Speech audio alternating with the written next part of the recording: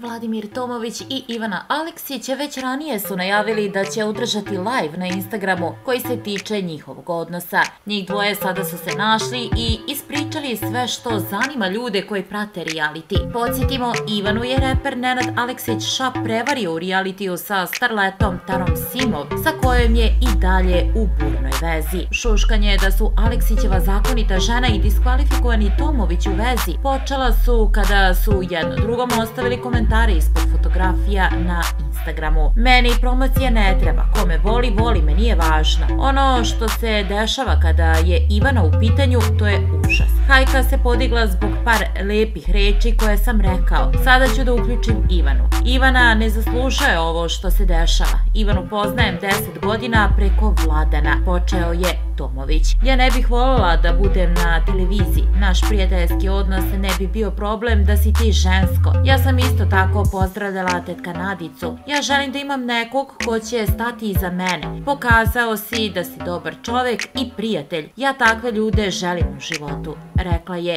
Ivana. Ja nisam znao da ćemo mi stupiti u kontakt. Ne znam što neko ima potrebu tebe da prlja, što si htela da mi se zahvališ. Ono nisu bila srca ljubavi. Ljudi kada vide lep komentar, to je haos. Ona ima spor sa njim na sudu, kazao je Tomović. Da, imam papir, to treba da se razreši. Vladimir i ja ne živimo zajedno, nismo se nikada videli u životu, nismo se upoznali. Ti si u Crnoj Gori, ja sam u Srbiji, rekla je Ivana. Ivana je rekla mom bratu da se zahvali zbog lepih komentara. Ona ne priča o ša, nego je stala u moju zaštitu, rekao je Vladimir. Samo da kažem da svi glasaju za Nadicu, dodala je Ivana i otkrila da će i reper uskoro, kako se nada, biti bivši muž.